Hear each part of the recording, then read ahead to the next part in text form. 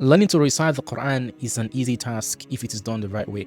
A lot of people have struggled to read the Quran for many years. I've seen adults, I've seen teenagers, kids, parents complain about their kids not able to recite the Quran. And one of the biggest obstacles is knowing the letters. Knowing the letters, like I mentioned in our last episode, if you understand the letters of the Quran, you understand the letters of the Arabic, the way they look like, the way they sound, and what they become in the words of the Quran. You will master the Quran reading fluency within weeks. My name is Imam Muhammad. I'm the founder and also the director of Maher Academy. For the last 5 years, we've used a simple system called the Accelerated Quran Reader System to help students as young as 5 years old, 6 years old, adults and teenagers, reverts, to become fluent Quran reciters within just 16 weeks. And today, inshallah, I'll be going through the first module that we teach students in this program, in this Accelerated Quran Reading program. So if your child is a beginner or your child has been learning to read the Quran for many years, however, the struggle to recite the Quran, the struggle to stay motivated, or you are an adult, you are a recent revert that wants to master Quran reading fluency without having to learn for years. You see, learning to recite the Quran is not something to procrastinate. It's something that needs to be done right away. And for little kids, that's the time they have. That's the time they got. For adults, you can still do it in as much you have the passion and the will to learn. There are 3 things I want to tell you all today that will help you understand the Quran letters perfectly. And once you can do this, inshallah, learning to recite the Quran will be something easy for you, bi-idhnillāh. Okay, so let's get started on the module 1, where we'll walk through the letters of the Quran. Mastering the letters of the Quran requires 3 things. You need to be able to recognize the sound of the letters when it's pronounced and be able to know this is the letter being pronounced. You need to be able to write the letters. You need to see them and be able to make distinction between their shapes. There are 28 Arabic letters. The most important thing you need to understand about the Quran letters is not memorizing the name of the letters. A lot of parents make this mistake, and a lot of teachers make this mistake as well. You cannot memorize the Quran fluency. You need to learn and understand Quran fluency. The first one on the screen here is the Alif and Hamzah together on the same point. So Alif and Hamzah. So Hamzah is a letter. It is the one that is pronounced. However, Alif does not have a sound to itself. Alif naturally has no sound. So this is Alif. Look at this one here. So this is Alif. When it's on its own, we'll learn when they get connected. And the Hamzah can either be together with Alif at the bottom of an Alif or on the top of an Alif. These 2 letters are the ones that make the Quran letters either 28 or 29. When you're counting Alif and Hamzah together, you will say 28 letters. But when you're separating them, you will say 29 Quran letters. These letters of the Quran, they have their shapes, which we're going to go through. And before I go to the shapes, I want to point out something really important to you all listening right now. There are 6 letters of the Quran. We call them non-connecting letters. I want you to pay attention to that as we move on in this module today. Alif is a letter that does not connect at the end, right? And then you have Dal, does not connect at the end. You have Idhal, we have Ra, Zain, and then you have Waw, okay? So these 6 letters, they're called non-connecting letters, meaning they don't get connect at the end, at the distal end. Something can come before them, but nothing will ever come after them. So take note of this first, important details about the Quran letters. So the non-connecting letters. These letters will not connect at the end. There are also 6 letters which are the hardest, so we call them the Huruf al-Halq, the letters that come from the throat. And we're going to do some practice of those letters. So if you want to learn more about these letters and more details about this, check the video here. I explain deeper more into the pronunciation of each of the letters. And you can listen to the pronunciation and the exercise that I have there. So we have 6 letters that are called the Huruf al-Halq. We're going to make distinction about those 6 letters today, inshallah. So we have the Kha, which is one of them.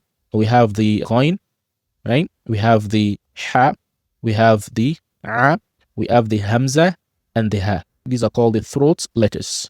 Why are they called the throat letters? Because their articulation point in the Quran is the throat.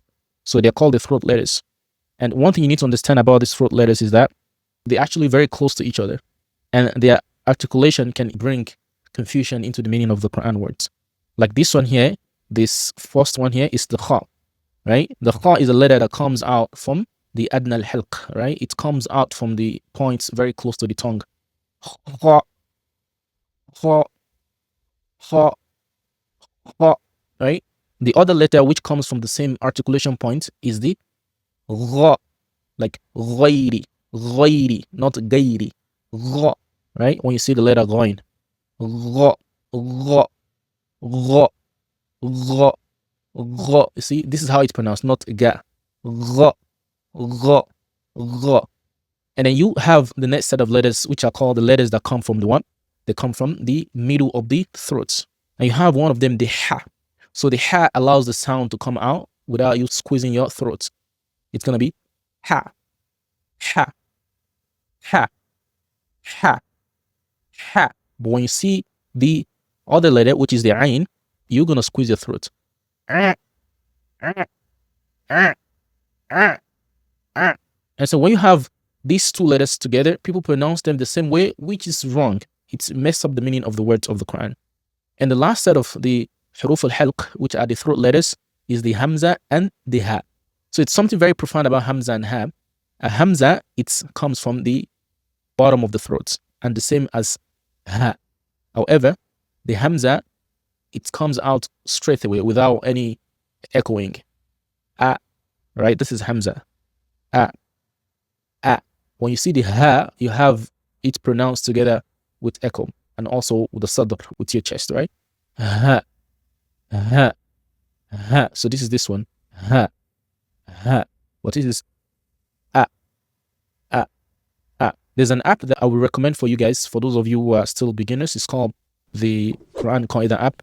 You can tap the link below this video in the description. You'll be able to download the app from the Play Store or from the Apple Store. So you can practice and listen to the sound of the letters and be able to get perfect pronunciation.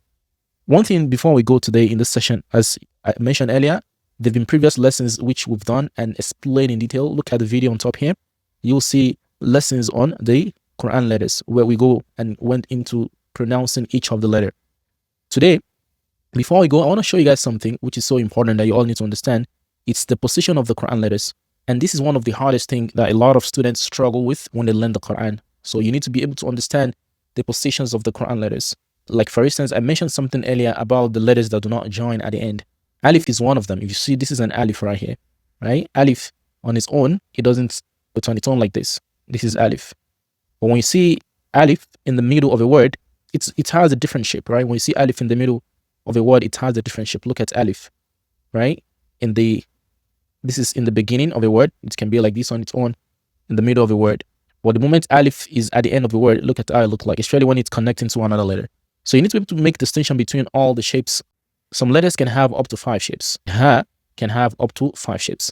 If you want to learn more about this and you want to really have deeper connection and pronunciation and corrections with the Quran letters, we do have a program. See the link below this video as well. You can be able to get full details of all the 10 modules and be able to practice and get feedback instantly. Check it out. You have access to the 10 modules that we're going to be learning here, exercises and practices for you to work on. So that's really an amazing resource for you. Use the link below the video here in the description. Especially, I would recommend for adults only to use that self-paced learning. But if you have a child, having them to be taught live in real time will be the best. So let's move on with this. Let's have a short practice, and I want you to identify the letters here. I want to identify the letters in this word. And this is how we actually teach students in the program as well. So let's say last week we used Alhamdulillah Rabbil Alameen. So this week we'll use the next ayah of Surah Al-Fatiha. So we'll say Ar-Rahman Ar-Rahim, right? Ar-Rahman Ar-Rahim. Ar-Rahman Ar-Rahim. Look at here. You need to identify all those letters for me. We're not actually learning more about the sound today. I want you to identify these letters. So the first letter is what? Okay, Alif. Then we have a Lam. We have a Ra. We have a Ha. We have a Mim. We have an Alif mat, right? This is an Alif. We have a Nun, an Alif. This is a Lam, right? This is a Ra, right? This is a Ha. This is a Ya. And this is a Mim. So you see, you need to be able to identify this way in the Quran. Inshallah, I want to give you a practice to do. Practice out this word and identify the letters that make up the word.